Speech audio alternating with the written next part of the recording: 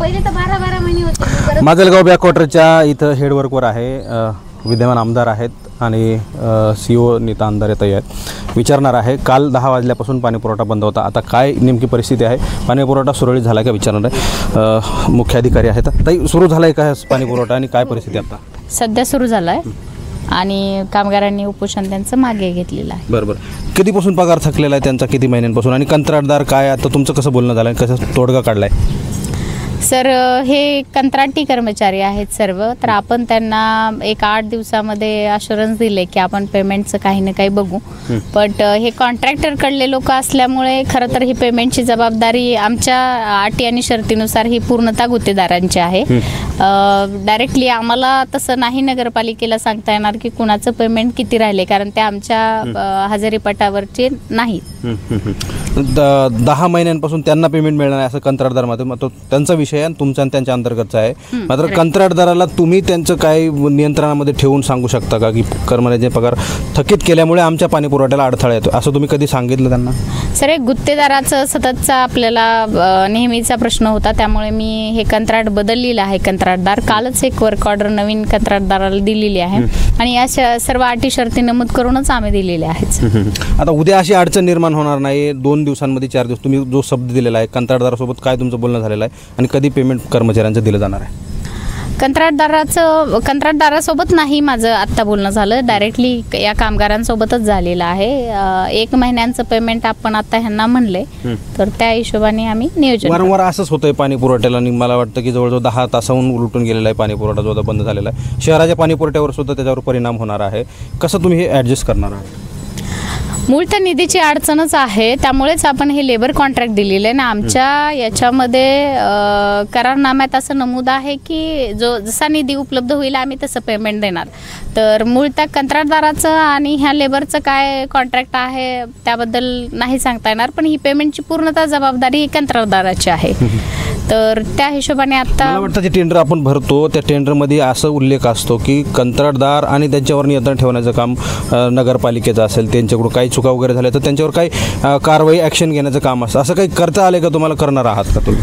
काल आम्ही हे पाणी पुरवठा जसा की आपला अत्यावश्यक सेवेमध्ये येतो, ॲक्च्युली या कर्मचाऱ्यांना उपोषण करता येत नाही आणि जवळपास ह्या पेमेंटसाठी गेल्या महिन्यातही त्यांनी असंच उपोषण केलं. त्यावेळेला मी त्यांचं 1 महिन्याचं पेमेंटचं नियोजन गुत्तेदाराला घेऊन केलं होतं.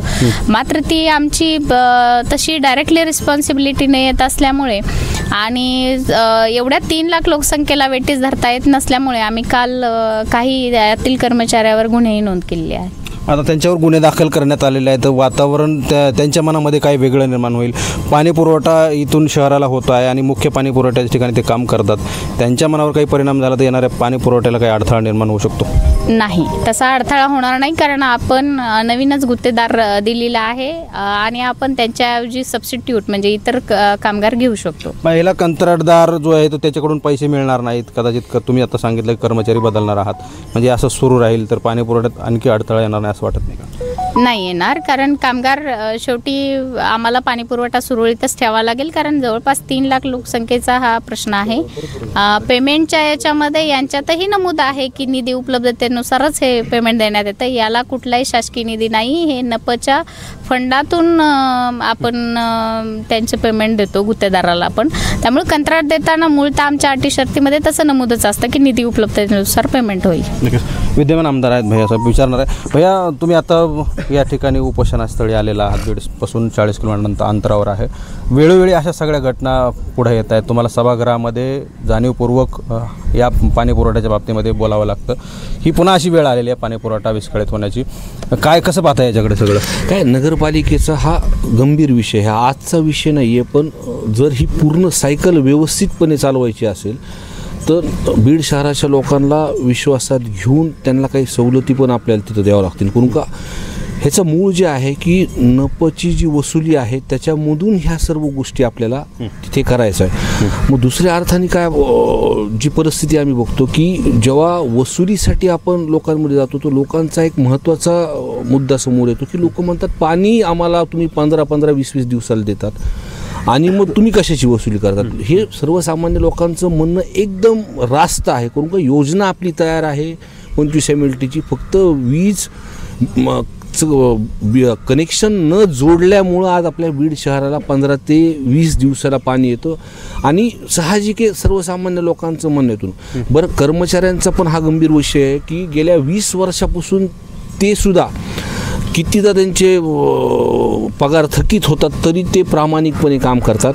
आणि मी पूर्णपणे रात्री माहिती घेतली, त्यांचा मला निरोप आला, मी मला सकाळी आपल्याला भेटायला येतो आणि त्यांच्यावर पण गुन्हे दाखल झाले. पण त्यांचा हेतू हा होता की जी योजना चालू आहे ती योजना समजा ते जर इथून निघून गेले तशीच चालू राहिली, ती बंद कोण करणार, चालू कोण करणार, तर मोटर जळाली तर म्हणजे आहे तो पाणी पुरवठा जो चालू आहे तो सुद्धा बंद पडेल. म्हणजे त्यांच्या मनामध्ये काही चुकीचं करायचं नव्हतं, त्यांना ती हँडओव्हर करायची होती, ही त्यांच्या मागची भावना आहे. आणि नवीन जर कर्मचारी आपण घ्यायचं जरी ठरवलं, पण त्यांचा जो गेल्या 20 वर्षाचा अनुभव आहे त्या संदर्भातला हे विसरून जमणार नाही. भविष्यामध्ये आपल्याला त्यांची पण काळजी करणं गरजेचं आहे. आणि येणाऱ्या काळामध्ये नक्की आम्ही आज म्हणजे CO मॅडमलाही सकाळी बोललो, त्या पण तिथं आल्या, आम्ही सगळं बोलल्यानंतर त्यांनीसुद्धा की तिथं माघार घेतली आणि ते कामाला चालू करणार आहे. पण ह्याच्यामध्ये जर कायमस्वरूपी जर रस्ता काढायचा असेल, एक तर नगरपालिकेची विश्वास सर्वसामान्य लोकांना देऊन त्याची वसुली जोपर्यंत आपण पाणीचा मुद्दा सोडणार नाही, वसुली होणार नाही. आणि सर्वात महत्त्वाचा मुद्दा मांडला होता अधिवेशनामध्ये की मागच्या दुष्काळी परिस्थितीमध्ये ग्रामीण भागामध्ये महसूल जो आपण कर आहे त्याच्यावरती व्याज ते आपण माफ केलं होतं. मी याही अधिवेशनमध्ये मांडलं होतं की जो आपण कर जमा करतो त्याच्यावरती जे व्याज लागतं घरपट्टी नळपट्टीच्या विषयावरती, ते जर माफ जर केलं तर लोक वसुली करतील आणि खूप मोठा हा प्रश्न मार्गी लागेल. बिलकुल बिलकुल. आता अशी परिस्थिती निर्माण होणार नाही असं मॅडमांनी उत्तरसुद्धा दिलेलं आहे. मात्र येणाऱ्या काळामध्ये तुम्ही कशा उपाययोजना यासाठी करणार आहेत? कंत्राटदारावर काय ॲक्शन, कंत्राटदाराला आणखी नव्यानं काही त्यांना काही गोष्टी त्या टेंडरमध्ये ॲड करायच्या असतील, कसं करता येणार आहे सगळं? काय कॉन्ट्रॅक्टदाराची पण मला असं वाटतं काही चुकी नाही आहे ह्याच्यामध्ये, कारण का त्यांचं सुद्धा पेमेंट थकीत आहे. पण काय कॉन्ट्रॅक्टचे टर्म्स आहे, मी काय कंडिशन्स काय टाकले कॉन्ट्रॅक्टमध्ये मी काय बघितले नाही. पण नक्कीच आता हे झाल्यानंतर हा गंभीर विषय होऊन जाईल. कर्मचाऱ्यांना विश्वासात घेऊन, कॉन्ट्रॅक्टरला विश्वासात घेऊन कशा गोष्टी ह्या सोडता येईल ह्याचा भविष्यामध्ये प्रयत्न राहील. धन्यवाद. तर हे दोघंही जबाबदार पदाधिकारी आणि अधिकारी या ठिकाणी होते. पाणी पुरवठा सध्या सुरळीत झालेला आहे, मात्र मागच्या जवळजवळ 12-15 तासापासून जे आहे ते पाणी पुरवठा बंद होता. शहराच्या पाणी पुरवठा याचा नक्कीच परिणाम होणार आहे. या सगळ्या गोष्टी नव्यानं सुरळीत पूर्वपदावर आणण्यासाठीचे प्रयत्न केले जातील. त्याचबरोबर कंत्राटदाराकडून ज्या ज्या चुका झालेल्या आहेत त्याच्यावर काही ॲक्शन येणार आहे का, हे सुद्धा आता येणाऱ्या काळामध्ये पाहावं लागणार आहे. मॅडम यांनी आताच सांगितलं की कंत्राटदार आम्ही बदललेला आहे, मात्र मागच्या कंत्राटदारांनी जे पगार थकवलेले आहेत त्याच्यामुळं हेच कर्मचारी असणार आहेत. कर्मचारी जरी बदलले तरी सगळे बदलता येतात का, हे सुद्धा पाहावं लागणार आहे. नवे कर्मचारी आणले तर इथली यंत्रणा चालवली जाऊ शकते का, जुन्या कर्मचाऱ्यांचा जशा प्रकारचा अनुभव असतो ते नवे कर्मचारी चालू शकतात का.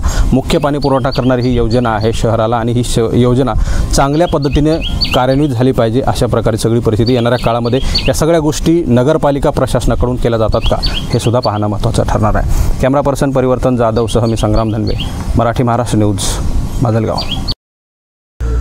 माजलगाव तालुक्यामध्ये असलेलं काडीवडगाव ह्या गावामध्ये आहे आणि इथंच माझ्या पाठीमागं माजलगाव धरण आहे. तिथून बीड शहराला पाणी पुरवठा होतो. माजलगाव धरणामध्ये हेडवर्क म्हणजे जिथं पंप बसवलेले आहेत आणि तिथून पाणी पुरवठा शहराला होतो. काल 10 वाजल्यापासून पाणी पुरवठा आत्तापर्यंत बंद होता. तिथल्या कर्मचाऱ्यांच्या 5 महिन्याच्या पगारा थकलेल्या होत्या आणि त्या मागणीसाठी वारंवार मागणी केली असता कर्मचाऱ्यांच्या पगारा मिळाल्या नाहीत. त्यांना पर्यायी तिथला पाणी पुरवठा किंवा मग संपावर जावं लागलं, पाणी पुरवठा बंद राहिला. आता तो पाणी पुरवठा इथल्या मुख्य अधिकाऱ्यांनी आणि स्थानिकच्या आमदारांनी म्हणजे बीड विधानसभेच्या आमदारांनी जे आहे ते या ठिकाणी येऊन पाणी पुरवठा सोडवलेला आहे. कर्मचाऱ्यांना काही पगार देऊ अशा प्रकारचं आश्वासन दिलेलं आहे. काल पाणी पुरवठा बंद केला, त्यांनी पाणी पुरवठा बेकायदेशीररित्या बंद केला म्हणून वडवणी पोलीस ठाण्यामध्ये त्यांच्या विरोधामध्ये गुन्हा दाखल करण्यात आला कर्मचाऱ्यांच्या विरोधामध्ये. इथं स्थानिकचे राजभाऊ बादडे माझ्यासोबत आहेत, कर्मचाऱ्यांच्या बाजूने ते बोलतील. त्यांची काय भूमिका आहे ते सुद्धा मांडणार आहे. तिथले सरपंच आहेत, त्यांच्या गावामधले सुद्धा काही कर्मचारी त्या ठिकाणी काम करतात. तुम्ही कशी भूमिका घेताय? काय कर्मचाऱ्यांवर अन्याय करण्यात आलेला आहे? एक तर त्यांच्याकडे पगार नाही, त्यांना पगार दिला सुद्धा नाही, उलट त्यांच्यावर गुन्हे दाखल करण्यात आले. नगर परिषदेने 5 महिने झालं या कर्मचाऱ्याला पगार दिला नाही आणि त्यांची रोजीरोटी त्याच ठिकाणी चालती, दुसरा त्यांचा काही हे नाही. त्याच्यामुळं त्यांच्यावर जर गुन्हे दाखल केलेले असतील तर ते गुन्हे तत्काळ मागे घेण्यात यावे. नसता काडीवडगाव ग्रामस्थाच्या वतीने सांगतो, सर्व काडीवडगाव ग्रामस्थ, सर्व पाईपलाईन या पाईपलाईनला पूर्णतः काडीवडगाव ग्रामस्थाचं सहकार्य आहे. जर यांनी गुन्हे नाही मागे घेतले तर ही पाईपलाईन आम्ही ग्रामस्थाच्या वतीने बंद करू. यावेळेस कर्मचाऱ्यांनी बंद केली. आम्ही यांच्यावरील गुन्हे जर मागे नाही कर्मचाऱ्यावरील घेतले तर ग्रामस्थाच्या वतीने ही पाईपलाईन बंद करू. एकीकडे 5 महिन्यांचा पगार दिला जात नाही, त्यांच्या काही मागण्या असतील. वारंवार आम्ही सुद्धा ते माहिती घेतली, तर वारंवार निवेदन दिलेत, जिल्हाधिकाऱ्यांना दिलेत, कंत्राटदाराला दिलेत, मुख्य अधिकाऱ्यांना दिलेत.